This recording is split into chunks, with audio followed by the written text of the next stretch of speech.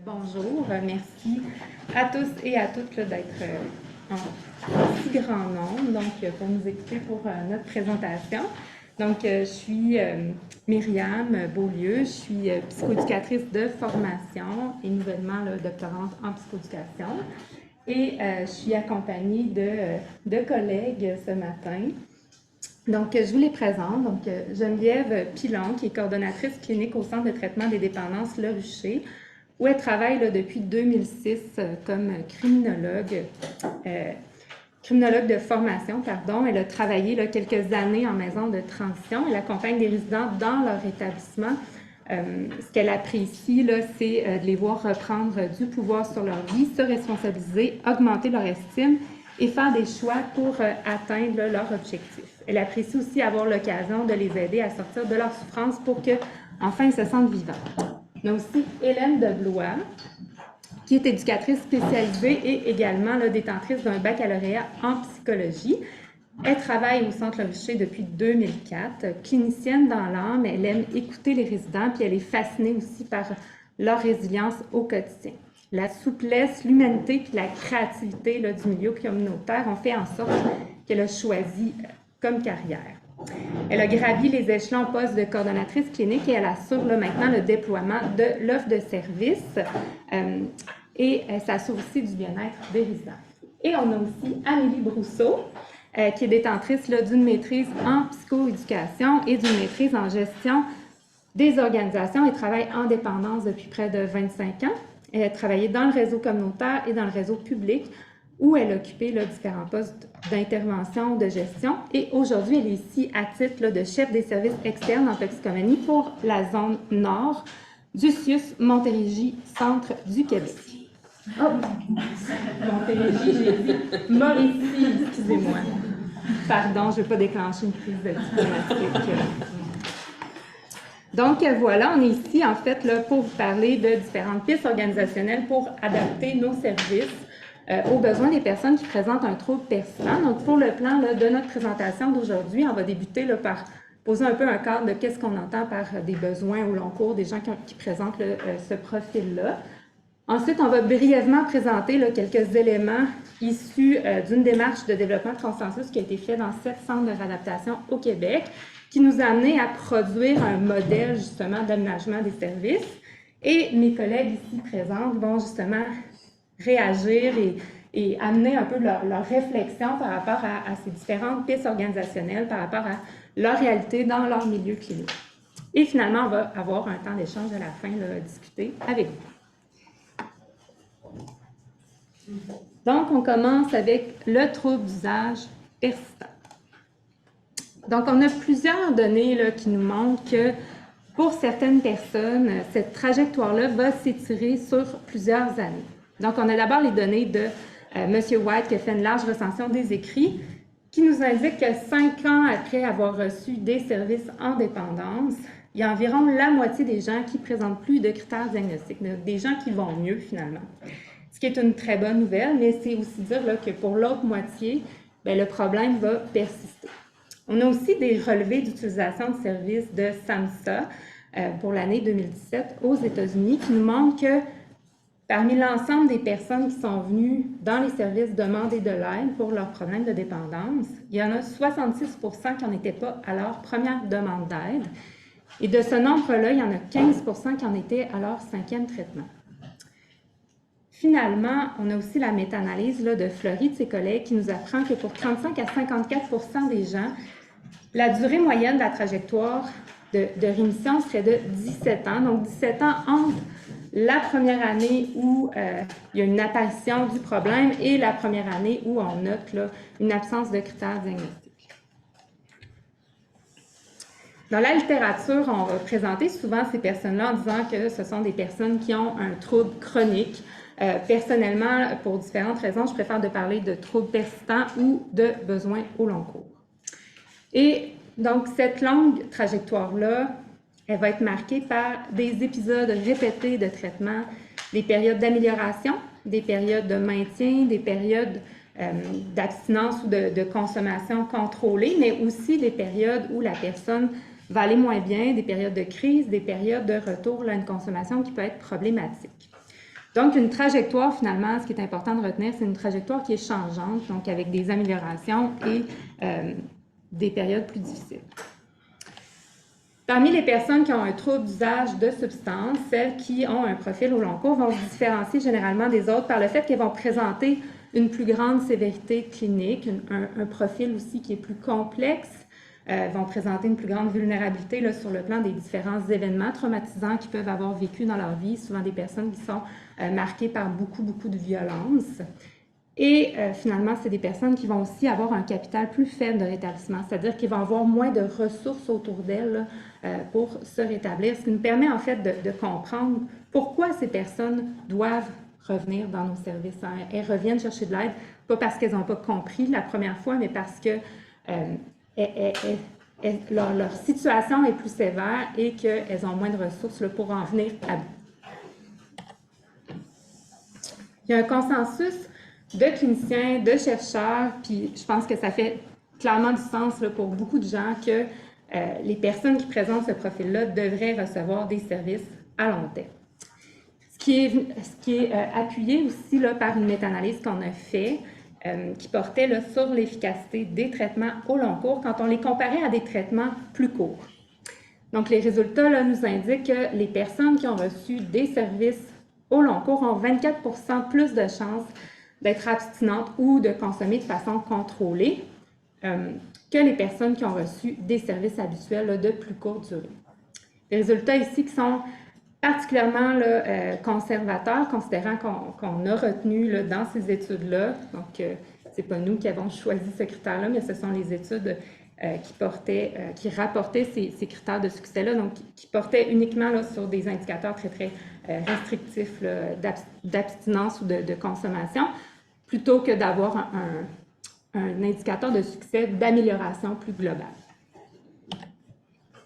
Pour établir le besoin de traitement là, qui découlait du niveau de sévérité, il y a Roche et ses collègues là, qui ont élaboré un modèle qui est composé de 3 dimensions qui sont interreliées. Donc, la première dimension, c'est l'acuité. Donc, l'acuité, ça réfère là, à la question de l'urgence ou à l'intensité d'un problème. Et actuellement, quand on y réfléchit, la plupart des services qu'on propose en dépendance sont offerts uniquement aux périodes de crise les plus aiguës. Deuxième dimension, c'est la notion de la complexité. Donc, complexité, là, donc de tenir compte de l'ensemble des problèmes. Et troisième dimension, donc la prise en compte là, de la durée du trouble.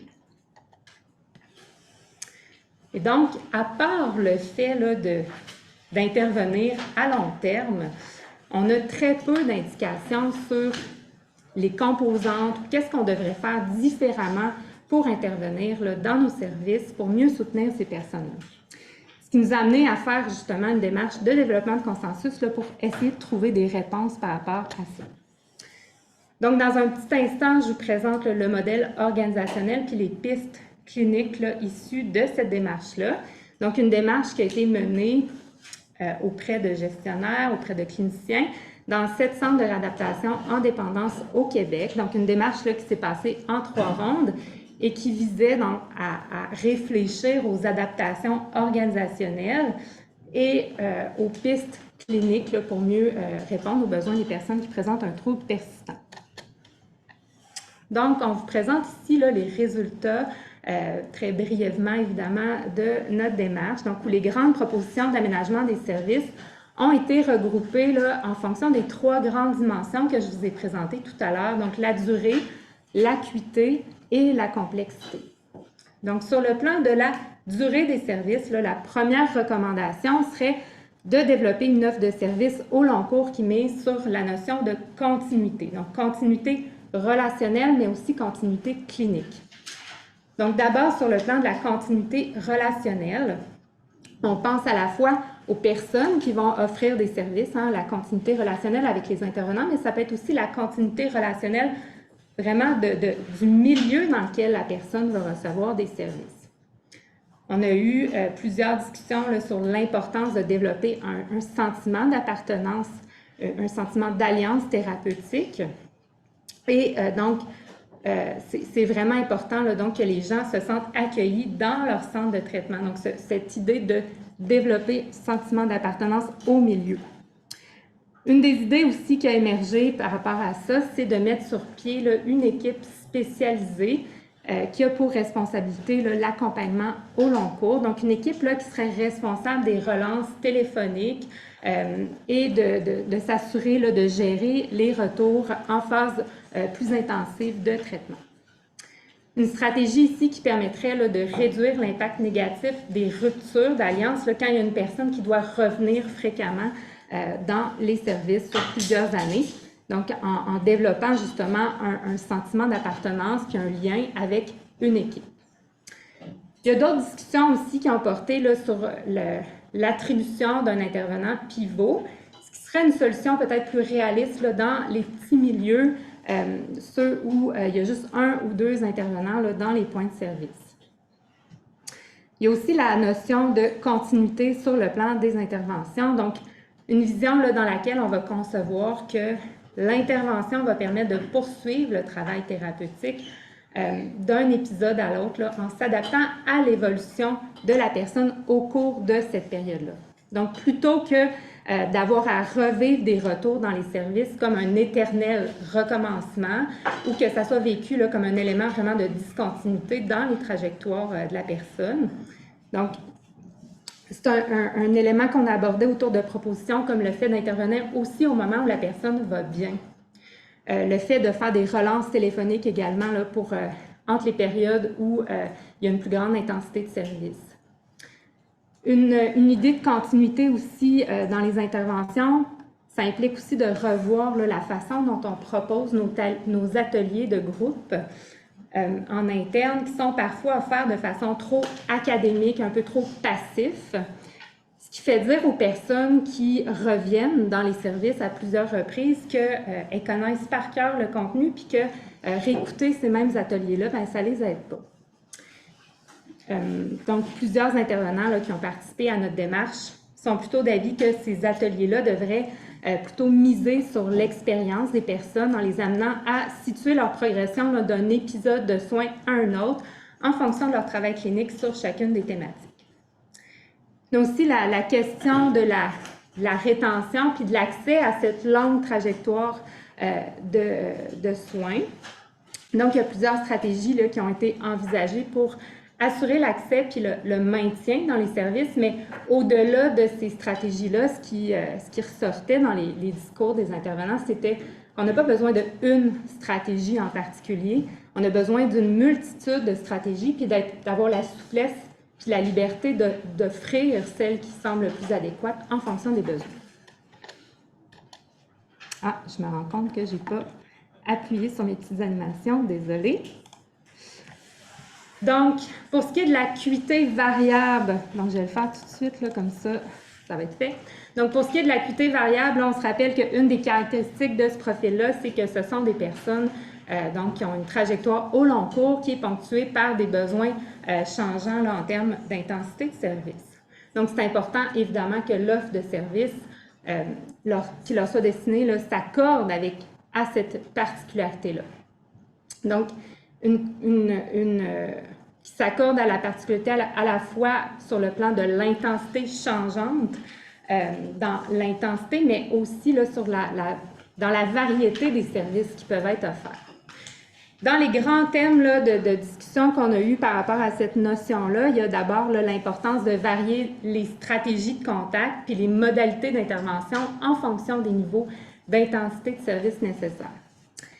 Ensuite, comme on sait que ce sont des personnes qui reviennent fréquemment dans les services, il y a aussi toutes les propositions d'aménagement de services qui concernent l'idée d'optimiser les interventions qui entourent les périodes où les personnes reviennent dans les services. Donc, ce qui implique de revoir la trajectoire d'accès pour être en mesure d'amorcer le suivi le plus rapidement possible puis de limiter le nombre d'obstacles intermédiaires. Un des obstacles, c'est évidemment les longs questionnaires d'évaluation qui doivent être complétés à chaque retour de service. C'est un irritant qui est vécu de la part des intervenants, mais aussi de la part, évidemment, des personnes. L'utilisation d'un outil abrégé permettrait de faire une mise à jour serait plus conséquente. Et enfin, là, pour être capable d'adapter l'intensité de service en fonction des besoins, il faut aussi adapter le cadre administratif à la réalité clinique. Donc, pour ça, on doit, par exemple, là, tenir compte des contacts prévus et non prévus dans la charge de cas. En lien avec la complexité maintenant, il y a une troisième recommandation, ça serait de développer une offre de service au long cours là, qui soit coordonnée et globale là, pour mieux prendre en compte la notion des besoins complexes. Donc, ce qui ressort, c'est que d'une part, l'amélioration de notre réponse aux besoins complexes, mais ça repose d'un côté sur l'amélioration, donc la bonification de notre programmation en dépendance, donc pour considérer davantage les besoins spécifiques des gens qui entrent dans nos services, qui sont en interaction avec la problématique de dépendance. Donc, on pense évidemment à la santé mentale en premier lieu, mais ça peut être aussi la question des traumas ou la question de la consommation sexualisée. D'autre part, là, le fait d'avoir une meilleure réponse aux besoins complexes, mais ça passe aussi par l'amélioration de la coordination, de la concertation avec d'autres services du réseau de la santé et services sociaux. Puis ici, on parle des services publics, mais aussi des organismes communautaires. Et finalement, il y a plusieurs discussions là, qui ont porté sur la mise en place de différentes stratégies pour améliorer la collaboration interdisciplinaire et intersectorielle. Donc, on a parlé beaucoup là, des aspects organisationnels. Donc, maintenant, là, je vous amène sur les propositions d'ordre clinique qui sont regroupées autour de 4 grands thèmes. Donc, premièrement, l'importance d'établir une relation de partenariat avec la personne, donc qui passe par une reconnaissance de leur expertise, une reconnaissance de leurs besoins puis de ce qu'ils souhaitent. Et donc, et ça s'appuie sur la conception que la réappropriation du pouvoir d'agir, bien, ça peut aussi commencer dans la démarche d'intervention, dans la démarche de soins. Deuxième thématique, l'adoption d'une approche holistique de la personne, de sa situation. Ah, j'ai encore oublié de faire mes petites animations. Désolée. Donc, deuxième thématique, l'adoption d'une approche holistique de la personne et de sa situation, bien, ça peut se faire évidemment en considérant l'ensemble des facteurs qui sont autour de la personne. Donc, ça veut dire, oui, de considérer le problème, mais de considérer aussi le contexte, de considérer les forces, les aspirations de la personne, donc de dépasser justement là, cette question-là du problème. Ça peut se faire également là, en intégrant les membres de l'entourage dans nos services. Troisième grande thématique là, sur le plan clinique, donc recadrer l'expérience de la personne en explorant ses forces et ses ressources. Bien, on travaille par exemple sur la réinterprétation du retour dans le traitement comme une nouvelle opportunité de changement plutôt que comme un échec. On regarde son parcours là, pour découvrir les forces qu'elle a mobilisées pour passer au travers des événements de vie plus difficiles plutôt que de se focusser uniquement sur les événements de vie difficiles. On situe aussi la personne dans un long parcours de rétablissement où on s'intéresse à la fois aux grands, mais aussi aux petits progrès qu'elle a pu faire au travers de ce parcours-là, depuis qu'elle a décidé d'entamer une démarche de changement. Et finalement, quatrième thématique, là, on intervient en renforçant l'autonomie puis les capacités de la personne. Donc, on accompagne la personne dans le développement de ses habiletés à prendre soin d'elle, en fonction de ses aptitudes, de ses compétences, puis de ses connaissances, bien sûr. Donc, en intégrant l'ensemble des composantes que je viens de vous présenter, on se retrouve là avec ce modèle-là qui peut nous servir de base pour venir alimenter notre réflexion sur les aménagements qui peuvent être apportés aux services en dépendance. L'utilisation de nos 3 dimensions, là, durée, acuité, complexité, mais ça nous permet de réfléchir en fait à l'organisation des services en fonction des caractéristiques des gens qui présentent ce profil-là. Puis en les combinant là, avec nos grandes thématiques cliniques, mais on se retrouve avec une philosophie d'intervention qui devrait être préconisée auprès de ces personnes. Donc, je passe maintenant la parole à Amélie. C'est moi. Merci, Myriam. Bonjour tout le monde. Dans le fond, là, en continuité avec ce que Myriam vous a présenté, je voulais vous présenter un peu ce qu'on avait fait, nous, à Mauricie Centre du Québec, pour adresser le problème ou la situation des usagers qui ont un trouble persistant. Ce qu'il faut savoir, c'est que moi et Myriam, on s'est rencontrés un peu tardivement dans le projet. Donc, nous, on avait déjà commencé à réfléchir avec un comité de programmation à qu'est-ce qu'on était pour faire avec les gens qui présentaient un trouble persistant. Donc, vous allez voir que ce qu'on a fait ressemble à quelque part ou est en continuité avec certaines recommandations de Myriam, puis est un peu différent aussi. Donc, nous, comment on a adressé ça? Le scope est là. Hein? On a fait un sous-programme s'adressant particulièrement aux troubles persistants. Donc, c'est ce qu'on a décidé de faire. Vous allez voir aussi que les gens avec un trouble persistant qu'on a ciblé pour ce sous-programme-là, ce n'est pas nécessairement les troubles persistants qui sont présentés par Myriam. On s'est vraiment adressé à ce qui causait le plus de problèmes, de difficultés ou de réflexion aux cliniciens. Donc, on s'est adressé aux troubles très, très, très persistants. Donc, dans la courbe normale, là, vraiment ceux persistants, même si on n'aime pas le mot, là, à caractère plutôt chronique ou dramatique au niveau de leur persistance. Donc, mauvais piton. Ben oui, il y a une flèche sur la flèche. Hein? Donc, vous allez voir, mes habiletés PowerPoint sont très, très relatives. Donc, pourquoi qu'on a créé ce sous-programme-là? Et mes vues aussi. Donc, parce que dans le fond, il y avait une préoccupation là, depuis de nombreuses années qui était présentée par les équipes d'intervention qui disait on a une programmation adulte, on arrive à avoir des trucs, des pistes pour plusieurs personnes, mais avec les gens qui présentent un trouble persistant, qui présentent plusieurs retours en traitement, on a l'impression de ne pas répondre à leurs besoins, on a l'impression de manquer d'outils, on a l'impression qu'on les met constamment dans des situations d'échec. Donc, les cliniciens manifestaient quand même depuis un certain temps qu'ils n'étaient pas confortables avec les usagers qui présentaient un trouble persistant. Il y avait aussi le plan d'action interministériel en dépendance. Là, pour ceux qui étaient à la présentation d'ouverture hier, ça a été répété que ça faisait partie quand même des clientèles préoccupantes, les gens qui présentaient des troubles persistants, puis qu'il fallait au moins réfléchir à ce qu'on était pour faire avec ces usagers-là. Puis il y a les recherches, il y a la recherche de Myriam qui nous a donné un solide coup de main, mais on avait déjà commencé à réfléchir avant, là, puis on était allé chercher d'autres recherches qui ciblaient d'autres types de troubles persistants, là, mais qui nous ont quand même alimentés dans nos réflexions. Donc, on aime ça, des 10. Checkez bien ça. Ça, c'est, je présente pas tout ça. Ça, c'est notre programmation des services en dépendance, dans le fond, de réadaptation. Donc, tout le volet première ligne n'est pas là. Le bleu au bout, là, c'est notre programmation troubles persistants. Je trouvais ça important de vous la montrer parce que je trouve notre programmation très belle, mais aussi parce que je trouvais ça intéressant de vous illustrer que c'est juste un petit bout qu'on a rajouté à notre programmation. On n'a pas tout débâti puis tout rebâti. Tout ce qui est là existe, mais on a rajouté quand même ce volet-là. Ça, c'est la page 1 de notre programmation. On ne fera pas toutes les pages, vous allez voir. Donc, c'est vraiment le sous-programme troubles persistants. Donc, c'est un programme, comme je disais, de notre grande programmation. La partie est titrée « Autres ». Je n'ai pas trouvé de meilleur titre. Si vous en avez, on est preneur.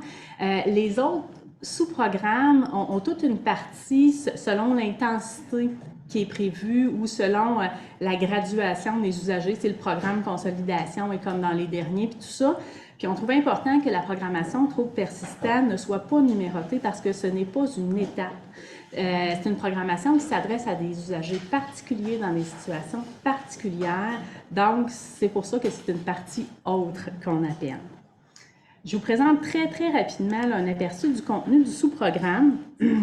Dans le fond, là, on fait une présentation générale de notre sous-programme en ciblant un peu là, à qui ça s'adresse, évidemment. On présente assez rapidement des modalités d'admissibilité et critères d'exclusion pour la clientèle troubles persistants. Dans le fond, on voulait être sûr que ce sous-programme-là s'adresse aux bonnes personnes. Puis nous, on voulait vraiment cibler dans un premier temps, puis je vous expliquerai pourquoi tantôt, là, les persistants.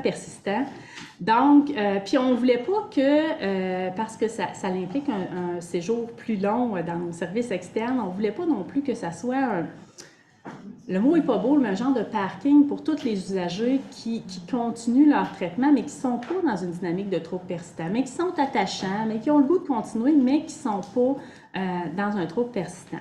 Donc, ce qu'on a développé pour les modalités d'admissibilité, c'est qu'on présente certains indices d'un trouble persistant. On ne voulait pas fonctionner en critères, genre 5 critères, tu l'es, 3 critères, tu ne l'es pas. On présente des indices cliniques de trouble persistant.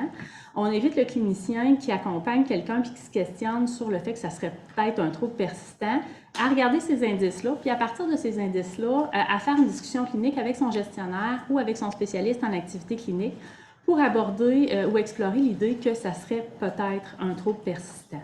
Donc, ça l'oblige une réflexion, puis comme c'est un nouveau sous-programme, ça l'oblige le clinicien à maîtriser un peu plus le concept. Les critères d'exclusion là, sont somme toute assez simples. C'est ce qui t'empêche d'avoir un trouble persistant, genre être un adolescent. Tu n'as pas pu persister tellement si tu n'as pas 21 ans. Tu sais, c'est des affaires vraiment de base. Là, on n'est pas très exclusif. On présente les particularités du programme, puis vous allez voir tantôt, là, je présente un comparatif avec les recommandations de Myriam. On parle de la longueur de l'épisode de soins. Donc, dans les 6 CIUS, souvent, l'épisode de soins est quand même assez bref. Nous, pour les gens qui sont dans le trouble persistant, on indique que l'épisode de soins peut être beaucoup plus long. Donc, pour éviter les entrées-sorties dans le programme qui viennent avec un sentiment d'échec, qui viennent avec des évaluations à refaire, qui viennent avec un processus administratif aussi de réinscription. Donc, c'est un trouble qui va persister, donc on s'attend à l'accompagner longtemps. On parle aussi des évaluations. Évidemment, on ne s'en sort pas en dépendance. Là. Il y a des évaluations qui sont requises, l'évaluation NIDEF, l'évaluation IGT. On ne peut pas exclure les gens qui ont un trouble persistant de ces évaluations-là. Nous, ce qu'on recommande quand il y a quelqu'un inscrit dans ce sous-programme-là, c'est en plus qu'il y ait une évaluation supplémentaire. Dans le fond, on part de la réflexion de dire c'est quelqu'un qui revient dans les services, c'est quelqu'un qui n'arrive pas pour le moment à résoudre son problème de consommation. Donc, on demande aux cliniciens, avec son usager, d'explorer, voir s'il n'y aurait pas quelque chose d'autre. Donc, au début, c'était une évaluation ciblée qu'on demandait précise. Maintenant, on dit pose-toi la question s'il n'y a pas quelque chose d'autre à évaluer. Donc, ça peut être une évaluation au niveau de la santé psychologique, ça peut être une évaluation psychoéducative parce que parfois la chronicité amène une perte de certaines capacités adaptatives, mais on demande aux cliniciens de faire une évaluation supplémentaire pour aller plus loin, puis pour réfléchir plus, puis pour trouver d'autres pistes de solutions pour adresser les difficultés de la personne. On aborde le plan d'intervention. Essentiellement, le plan d'intervention, il faut le refaire. Hein, c'est prévu dans la loi. Fait qu'il faut le refaire aussi pour les gens en situation de chronicité. Mais pour les usagers qui sont inscrits dans ce sous-programme-là, on cible autre chose et on cible autrement que les gens qui sont dans un processus de réadaptation. On se rappelle qu'on s'adresse aux très persistants. Donc, on ne cible pas nécessairement la consommation comme de travailler à éviter que ça l'empire. Donc, éviter que la consommation empire, mais éviter aussi que les conséquences à la consommation empirent. Donc, c'est un plan d'intervention qui est axé sur, par exemple, garder mon logement, garder mon emploi si j'en ai un, garder mes amis. Donc, on n'est pas nécessairement dans le développement, puis ça, c'est un changement de culture là, chez les intervenants. On n'est pas nécessairement dans le développement comme dans des interventions de maintien. Puis, on est aussi dans des interventions parfois de réaliser des rêves ou des choses qui sont importantes pour l'usager, même si ça n'a pas tellement de lien avec la réadaptation. Par exemple, il y a un usager qui voulait avoir un chat. Mais, bon, avoir un chat, ça l'aide à gérer ton temps, ça l'aide à avoir de la compagnie. Fait que, tu sais, en dépendance, réadaptation, peut-être qu'on aurait fait, là, il faut aborder ta consommation. En chronicité, avoir un chat peut faire partie d'un plan. Le chat va très bien. Mais sa contribution des expertises des collègues, un petit peu comme Myriam a parlé, c'est important quand on accompagne quelqu'un dans une situation de chronicité de mettre des experts à contribution. Donc, par exemple, puis là, il y avait l'idée d'une équipe, puis toute la patente. Nous, on n'est pas allé vers une équipe parce qu'on a parfois des petits points de service, mais on est allé quand même vers le support d'une équipe. Donc, il y a un clinicien qui est un clinicien pivot. Par contre, il y a aussi une équipe qui connaît cet usager-là parce qu'il a fait l'objet de discussions de cas, parce qu'il a été évalué par d'autres collègues. Donc, il y a toujours quelqu'un pour reprendre la balle si l'intervenant pivot n'est pas là, puis qui le connaît de façon plus générale, mais qui connaît quand même le dossier.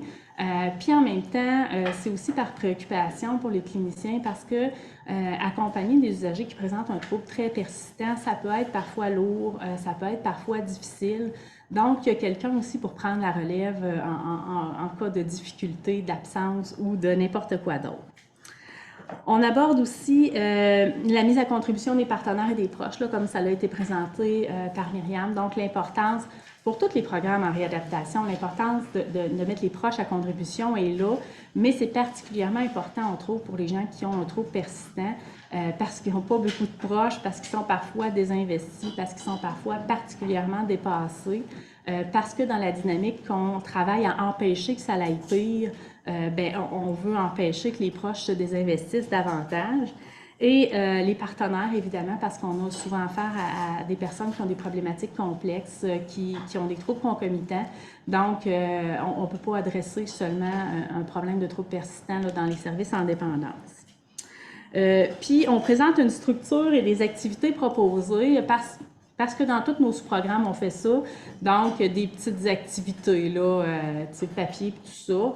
On l'a fait pour celui-là aussi en disant à nos cliniciens, on vous en a mis une coupe, on n'a pas travaillé particulièrement fort là-dessus pour en faire beaucoup parce qu'on a manqué de temps, mais aussi parce que les usagers qui sont dans des troubles très persistants sont, un petit peu comme Myriam le disait, peu intéressés à quelque chose qui est plus clérical, de remplissage de papier, de remplissage de questionnaire, de compléter un exercice d'auto-observation puis de le ramener à la prochaine rencontre. Fait qu'on en a mis plus pour rassurer les cliniciens, pour qu'ils soient en terrain connu, que parce que c'était ça le cœur de notre programmation. La flèche. Ensuite, je vous présente, là, il va falloir que je suive là parce que c'est vraiment petit. Je vous présente dans le fond un comparatif entre les propositions que Myriam faisait. Ah oui! Quand je vous disais que j'étais limitée, hein? Ah, merci Myriam! Donc, les propositions de Myriam, puis comment nous, on a décidé d'adresser ça dans un sous-programme trop persistant. Puis ça, en même temps, c'est notre adaptation, c'est pas la vérité, c'est la façon que nous, on a trouvé de l'adresser. Myriam identifiait qu'il y a quand même là, de 35 à 54% des gens qui présentent un trouble persistant. Nous, on est allé vers les très, très, très persistants parce qu'il fallait bien commencer quelque part, puis parce que si on avait adressé ça à 54% de nos usagers, vous comprenez qu'on ne serait pas arrivé là. Il aurait fallu s'équiper davantage de cliniciens.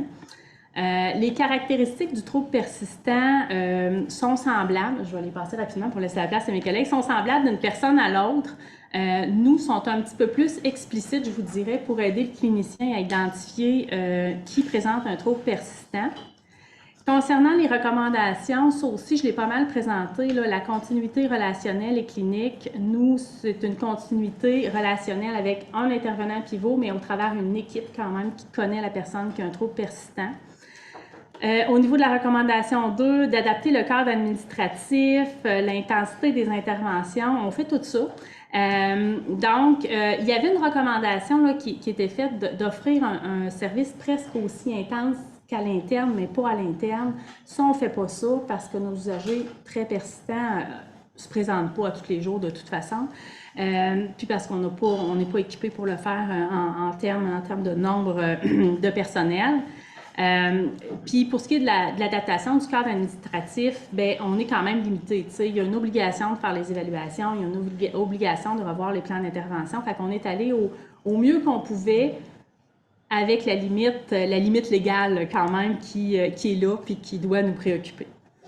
Ensuite de ça, développer des ententes de partenariat puis une offre de services coordonnée et globale. En fait, on a des bonnes intentions d'avoir plus de partenaires, là, mais c'était à améliorer. On se tourne beaucoup vers les partenaires, mais on imagine que les gens qui ont des troubles très persistants, c'est pas les gens les plus les plus intéressants pour certains partenaires, ne se présentent pas au rendez-vous, sont parfois pas gentils, sont parfois confrontants, sont parfois difficiles. Donc, c'est parfois difficile aussi là, de les matcher avec des partenaires, bien qu'on travaille très fort. On a quand même mis en place un mécanisme d'accès aux services en dépendance adulte, présenté hier d'ailleurs, qui vient quand même au moins coordonner le travail qu'on fait là, avec les ressources d'hébergement. L'évaluation, j'en ai parlé. L'accès aux services avec hébergement, c'est quelque chose là, qu'on a modifié ça, avec l'évolution du programme Troubles persistants. Donc maintenant, ce qu'on demande dans le fond, c'est qu'il y ait une évaluation des coûts-bénéfices pour avoir, avant d'accéder à l'hébergement, parce que c'est quand même des gens qui vivent des sevrages multiples. Puis on oblige un comité d'admission. Donc un comité d'admission, c'est vraiment un comité qui se rencontre pour faire des recommandations sur qu'est-ce qu'on va faire autrement avant le stage, pendant le stage et après le stage, justement parce que des fois, les usagers, ils ont tous vu les ateliers, fait qu'il faut leur offrir quelque chose d'autre. Les suites possibles du programme, c'est un programme qu'on a bâti en se disant on va continuer de le nourrir puis de le modifier à mesure que ça l'avance. Donc, on fait un suivi annuel des usagers qui sont inscrits pour voir s'il y a une concordance entre le profil des usagers qu'on a identifié puis celui qui est inscrit. On ajuste le sous-programme selon les recommandations des intervenants, selon les recommandations du comité programmation adulte. Éventuellement aussi, ce serait intéressant de faire un genre de focus group avec des usagers qui présentent un trouble persistant. Ensuite de ça, on va faire des ajouts au programme, notamment concernant les activités recommandées. Là, il n'y en a pas beaucoup. Si jamais c'est intéressant, on va en ajouter d'autres. Puis, on va se questionner sur les... Là, je ne savais pas comment les appeler. Donc, les troubles moins persistants, mais persistants quand même. Myriam va trouver un beau mot pour eux autres, là, qui ne sont pas éligibles actuellement au sous-programme parce que nous, on a vraiment ciblé les très persistants. Donc, est-ce qu'on va faire un autre sous-programme? Est-ce qu'on va élargir le programme qu'on a actuellement? On ne sait pas encore, mais éventuellement, il va falloir se poser la question sur comment on adresse ça aussi. Alors, je pense que c'était ma dernière à cette étape. Oui, ça l'est. Merci. On continue? Ah, il y a l'heure, là. Okay. Oui, c'est ça, c'est l'heure. Oui. Bonne chance. Je suis comme Amélie, j'ai aucune aptitude. Ben, pas aucune, mais des aptitudes faibles avec les PowerPoint. C'est en développement. Oui, mais merci. Donc, bonjour tout le monde. Donc, on vous amène dans un monde un peu différent de ce que Myriam vient de nous présenter. Donc, le centre de traitement des dépendances. Puis là, je vais vous présenter en gros le rucher, mais en même temps, ma collègue Hélène va me couper pour parler aussi des enjeux, des défis, des bons coups aussi qu'on a soulevés là, suite à notre rencontre avec Myriam. C'est super de se voir en gros, là. Oui, c'est ça. Donc, avant de commencer, là aussi dire que nous, on était déjà là en toute réflexion de restructuration de notre programme. Donc là, pour commencer, juste de vous dire que nous, c'est une thérapie fermée de 6 mois. Et notre premier défi en jeu a souvent été avec les bailleurs de fonds, aussi qui nous disaient que 6 mois, c'était vraiment trop long. Fait qu'on était tous en réflexion de dire est-ce qu'on réduit, est-ce qu'on modifie notre programme. Et là, Myriam nous arrive avec sa recherche qui venait un peu... confirmer qu'on faisait déjà un bon travail. Et ce qui nous a frappé quand Myriam est venue nous présenter, là, parce qu'on a eu un scoop, elle est venue nous présenter ses résultats au préalable, parce qu'on avait contribué là, à cette recherche-là. En fait, c'est ça, c'est que, on l'a vu dans ces acétates, c'est que pour une bonne partie des clientèles présentant un trouble chronique persistant, bien, c'est en moyenne 17 ans avant la disparition des symptômes ou des critères diagnostiques. Donc, nous, quand on disait hey, on est 6 mois, c'est long, mais quand on prend un peu de recul et qu'on dit on est 6 mois dans un minimum de 17 ans, ben on se dit OK, finalement, c'est bien que les gens soient longtemps avec nous. Et justement, hier, là, on assistait aussi à la présentation là, que Joël Tremblay a fait sur les traitements évolutifs. Et ce qui est ressorti aussi de cette recherche-là, c'est effectivement que plus la personne est en traitement longtemps, bien, plus il y a des chances d'acquérir des outils ou de de vraiment créer un changement qui peut être plus permanent. Donc ça nous a mis un baume sur notre cœur de traitement à long terme. Mais qui nous a emmené aussi un autre lot de défis en disant, bon, il y a aussi le financement, mais il y a aussi, on va parler des partenaires tantôt, mais quand que les gens à l'externe les intervenants à l'externe veulent nous référer des gens à nous, ben si déjà les intervenants se disent, hey, 6 mois, c'est long, c'est un peu dur de vendre le programme et la démarche moi, je vais dire résidents, là, nous on les appelle les résidents, là, donc je vais utiliser notre langage. Donc, c'est un peu dur de convaincre le résident que c'est ça qu'il a de besoin si déjà toi, assis l'autre bord de ton bureau, tu trouves ça long 6 mois. Donc, on souhaite aussi qu'aujourd'hui, notre présentation vous donne des cues sur le pourquoi que ça peut être si long 6 mois. Donc, on passe ça vite, là. Donc, Centre de traitement des dépendances depuis 1990, d'une durée minimum de 6 mois. Pour les gens avec une dépendance aux substances psychoactives, à l'alcool et aux médicaments. Troubles concomitants, là, bien sûr. Nos résidents là, présentent des multiples problématiques. Donc, on a aussi une clientèle judiciarisée, clientèle sous traitement de substitution. On verra tantôt avec les partenaires là aussi tous les autres troubles qui peuvent bien sûr être là. On s'entend que durant 6 mois, il y a beaucoup de petites bébites qui sortent. Donc, certifié aussi là, par le CIUS là, depuis 2012. Donc, adultes, 55 lits, 43 places hommes, 12 places femmes. Et on a un 33% là, qui provient de la détention. Des petites, je vous lirai pas toutes les statistiques, là, regarde.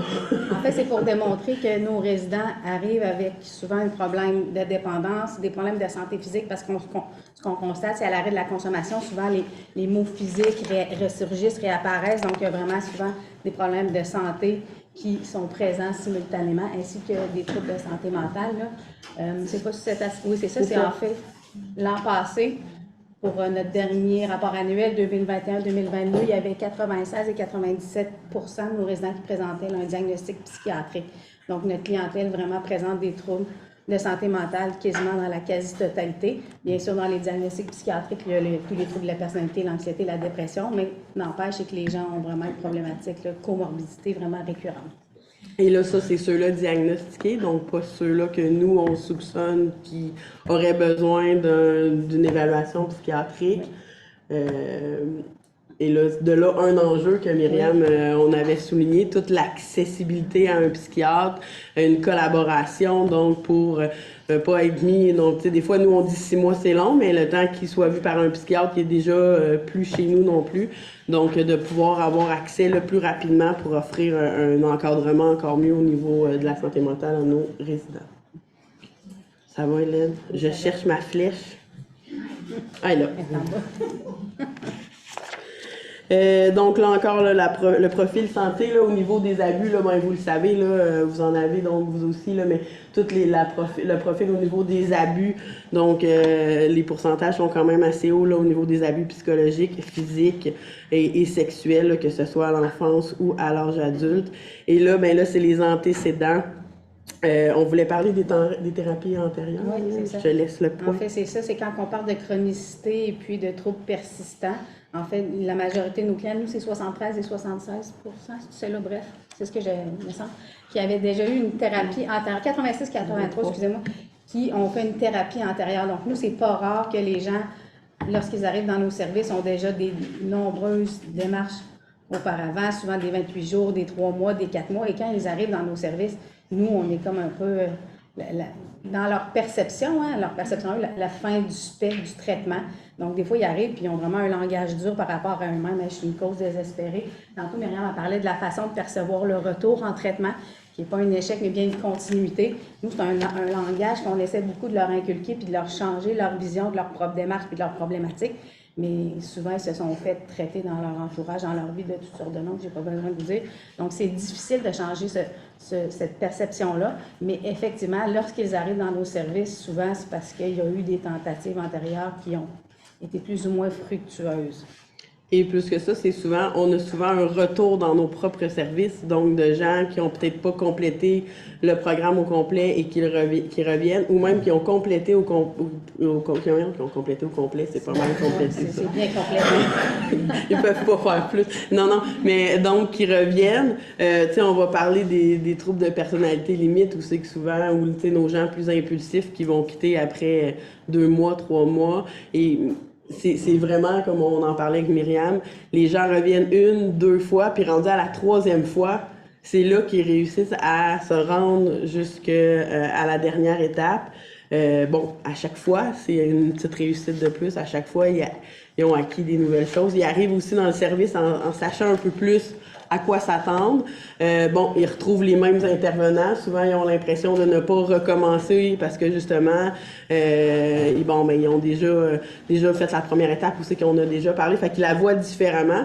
Quoique on est aussi en réflexion sur les théories, comment qu'on peut apporter ça différemment quand ils sont déjà venus plusieurs fois. Par contre, juste leur état, je vais dire leur état d'esprit, leur attitude, la réflexion qu'ils ont déjà eue sur eux, fait en sorte qu'ils disent « Ah, je l'avais pas vu comme ça la première fois » ou « Je l'avais pas vécu comme ça ». Donc déjà, ils vont un peu plus loin dans leur introspection.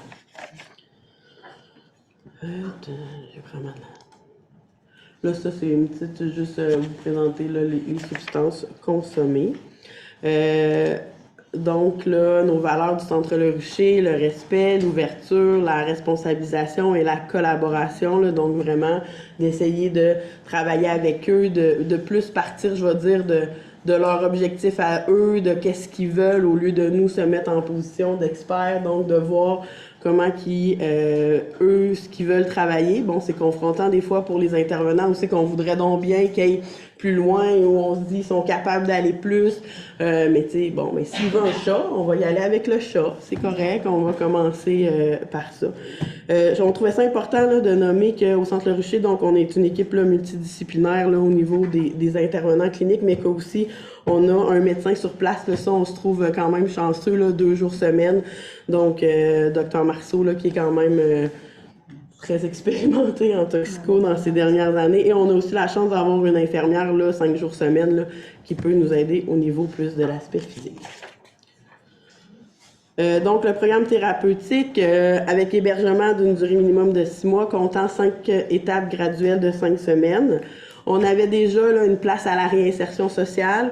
On a, dans les derniers mois, là, misé aussi plus sur la réinsertion sociale parce que ce qu'on s'est rendu compte, c'est qu'après 6 mois, ils veulent quand même pas s'en aller ou ils ont quand même peur de l'extérieur. Donc, de leur offrir là, un programme de 8 semaines. Ils peuvent rester par la suite encore là, s'il y a des objectifs à atteindre. Puis notre réinsertion sociale, on est aussi en train de la réfléchir autrement, justement, lorsqu'on parle de traitement au long cours, ce qu'on se rend compte aussi, ce qui est beaucoup ressorti dans les dernières années dans les recherches de la littérature, c'est qu'au moins une période de 2 ans est nécessaire pour que la personne réintègre, puis vraiment là, complète sa réinsertion sociale. Donc nous, on a cette visée-là aussi. On l'a mis dans nos bons coups, dans nos objectifs, nos défis, mais on aimerait ultimement acheter un autre bâtisse pour que nos résidents aient accès à une espèce d'appartement supervisé. Parce que tantôt, on disait à la blague avec Amélie, nous, notre réalité du Rucher, elle est bien différente de ce qu'Amélie vit ou plusieurs d'entre vous vivez. Nous, là, nos résidents, ils arrivent, ils sont là 6 mois, puis on les a en captivité. On peut faire à peu près ce qu'on veut avec eux. Ils résident chez nous. Donc, nous, la continuité relationnelle, ça y va de soi. La continuité des interventions, ça y va de soi aussi. On est la plupart du temps congruent. Je vous avoue qu'on n'est pas parfait. Des fois, on peut se contredire dans certaines conséquences ou de certains trucs. Mais la plupart du temps, on a tous la même philosophie, la même approche, ce qui facilite vraiment l'application du traitement. J'étais partie où avec ça? C'était très bien parti. Réinsertion sociale, merci Mme Poulin. Mme Poulin, qui est notre ancienne directrice clinique, qui est une des grandes fondatrices du Centre Le Rucher, qui est ici ce matin pour nous observer. Mais, on sait qu'elle prend des notes et qu'elle va nous dire des belles rétroactions. Donc, continue, je sais pas où j'étais rendue dans ma tête. Oui. Donc, juste vous dire, là, on a aussi la possibilité d'avoir des suivis externes. Là, on a commencé avec la pandémie là, à faire des rencontres de groupes de Zoom d'anciens qu'on appelle. Donc, nos résidents apprécient beaucoup ça. Là. Bien qu'il y en a qui aiment aller dans les meetings AANA, ça va. Et par contre, ils nous disent quand on se retrouve avec le monde du rucher, même si on connaît pas les autres résidents parce qu'on n'était pas sur la même période, je veux dire, il y en a qui sont venus il y a 17 ans, d'autres qui viennent de terminer. Ils disent on a le même langage, on se retrouve entre nous. C'est très apprécié. Il faut pouvoir se dépêcher. Oui. Donc, nos approches thérapeutiques, les voici. Bien, en fait, là, j'ai retrouvé mon idée. Quand on parle de traitement de 6 mois, c'est que nous, on a une fenêtre d'opportunité vraiment géniale où la personne, on peut essayer de traiter le plus possible toutes ces problématiques parce que, je ne sais pas si la CETAP est passée, mais problèmes de santé mentale, problèmes de judiciarisation, on est toujours plate à dire ce mot-là, troubles des traumas antérieurs, la sexualité qu'on constate qui est de plus en plus un enjeu avec les dépendances, aussi les problèmes au niveau des habiletés parentales, la santé physique, tout ça, nous, on a la chance de pouvoir essayer de tout traiter. Par contre, on n'est pas expert de tout, on a de nombreux partenaires dans notre région, on est quand même chanceux, là, on a vraiment de nombreux partenaires avec qui on collabore puis qui viennent chez nous pour présenter, offrir leurs services. Donc ça, c'est une chance qu'on a. Par contre, il y a des partenaires avec lesquels les corridors de services sont moins bien définis. Souvent, notre enjeu dans notre région, c'est, on parlait tantôt de l'accès à un psychiatre, l'évaluation psychiatrique, et aussi des services transitoires. Par exemple, on a un centre de crise, mais lorsqu'on a un résident qui vit une crise, qu'on voudrait l'envoyer au centre de crise, il y a des listes d'attente, on n'a pas la priorité. Donc là, ça, c'est une ressource qui manque parce que parfois, nos résidents, bien qu'on ait une surveillance 24/7, qu'on ait une infirmière sur place, des fois, leur crise est trop intense. Hein, quand on parle d'acuité, d'intensité de services de détresse, bien, parfois, pour leur propre sécurité, il faudrait qu'on les place ailleurs quelques jours, voire quelques semaines. Et souvent, bien, c'est là qu'on se trouve dans des phénomènes de porte tournante. On les envoie à l'hôpital, par exemple, lorsqu'ils arrivent et qu'on fait le NIDEP puis que le niveau de sevrage peut être à risque, on l'envoie à l'hôpital. Il nous le renvoie. Il revient rapidement parce que c'est pas le rôle de l'hôpital de garder les gens en sevrage. Donc là, il y a des trous de service comme ça, des enjeux. Bien que nous, on est certifié soutien à la détox et tout ça, on peut se permettre d'avoir les gens qui ont une cote 3.2, mais les gens qui ont 3.7, qui ont un risque plus élevé, on ne peut pas se permettre de les garder. Fait que là, ceux-là, on les envoie à l'hôpital, puis là, ils nous les renvoient, puis là, des fois, on chicane. Même chose avec les gens qui sont plus en crise suicidaire. On a beau avoir des intervenants, des surveillants de nuit, on ne peut pas quand même être posté à côté de leur porte pour les regarder 24/24. Donc là, on dit, on va l'envoyer à l'hôpital. Et là, eux t'es dans un centre d'hébergement avec des intervenants, donc tu peux y retourner, mais c'est pas nécessairement toujours sécuritaire non plus. Un partenaire que je voulais souligner parce que quand que Myriam parlait de mettre des choses en application, de ne pas seulement avoir de la théorie, d'être dans l'action finalement. Donc on fait un partenariat avec le Centre Saint-Louis qui est un centre pour adultes. Donc on a chez nous des responsabilités et tâches qui sont attribuées à chaque résident. Donc par exemple quand vous appelez, c'est un résident qui est à la réception, qui a eu une mini formation pour être à la réception et que là, lui, c'est sa tâche pendant 5 semaines. Donc, on a un dépanneur intérieur, on en a qui vont être responsables du dépanneur, on a un chef cuisinier, mais tous nos aides cuisiniers, c'est des résidents aussi. Donc, toujours dans le but qu'ils acquièrent des différentes habiletés relationnelles. Des fois, ils disent, hey, je peux pas répondre au téléphone, je vais raccrocher à la ligne au nez, je serai pas assez bon. La personne va me rappeler, elle va être fâchée. Fait que là, on travaille tout au niveau de l'estime. Donc, ça, c'est vraiment du concret. Puis, on le voit beaucoup, nos résidents évoluer là-dedans. Le petit gêné qui finalement décide d'être accueil du nouveau pour être responsable des nouveaux qui arrivent, mais après ces journées, puis que son nouveau va le voir, puis qu'il lui dit hey, merci, tu m'as vraiment bien accompagné, mais on voit ça déjà beaucoup plus d'impact que juste une théorie qu'on transmet là, au cours d'un atelier. Il nous reste 2 minutes, Hélène. OK, après, on va y aller dans nos bons coups. Bien, en fait, nous, on trouve que ce qu'on fait, c'est merveilleux. On est fiers de nous. On se trouve on avait pour vrai, on travaille fort, mais nos résidents sont vraiment exceptionnels. Quand ils choisissent de venir chez nous, la plupart du temps, sont ouverts, sont impliqués dans leur traitement. Bon, il y a toujours certaines résistances, mais on réussit souvent. Notre mission, la principale, c'est d'insuffler l'espoir, l'espoir que le changement est possible, l'espoir de croire en l'espoir de faire différent. Donc ça, on le fait bien. Ce qui amène aussi à un défi qu'on a, là, je suis partie de bon goût à défi, Mais l'usure de compassion, hein, la lourdeur du quotidien partagé avec les personnes souffrant, les intervenants, de plus en plus, on constate que l'usure s'installe. Aussi, un sentiment parfois d'impuissance très grand chez nos intervenants. Donc, ça, c'est un défi. Donc, on aimerait bien là, trouver un partenaire. On en avait une auparavant, une spécialiste là, de l'IMO, de l'intégration par le mouvement oculaire. Elle a pris sa retraite. On était incapable de la remplacer. Puis ça, pour nous, c'est important parce que notre clientèle est vraiment là, polytraumatisée la plupart du temps. Donc, voilà. Donc, ça, c'est un de nos défis auxquels on a à faire face. Je ne vous parle même pas de pénurie de personnel, d'enjeux de roulement de personnel. Ça, c'est une réalité que tout le monde vit dans tous ces milieux. Ça demeure un défi, un enjeu qu'on a. Principalement en étant une ressource 24/7. Peut-être un défi, un enjeu par rapport à plus par rapport à nos résidents, ce qui est difficile, puis on parlait là, de continuité relationnelle, c'est que souvent ils ont fait une thérapie de chez nous 6 mois, ils sortent, puis pour X raisons doivent doivent souvent, mettons, recontacter un intervenant qu'il y avait avant, mais là le dossier a été fermé, donc là c'est toujours plus compliqué de reprendre contact, il y a un délai. On n'a pas non plus toujours la même approche ou une autorisation de divulgation, là, la confidentialité, donc de pouvoir transmettre le dossier pour justement nos résidents disent « Hey, c'est plate, j'ai travaillé avec vous pendant 6 mois, on a abordé nos blessures, là je tombe dans un autre programme, puis là, il faut que je rouvre la porte de me semble ce que j'avais déjà plus travaillé avec vous. » Moi, ça me brise toujours le cœur parce que je me dis que c'est pour les aider eux, là, si ça pourrait continuer, donc c'est un enjeu important.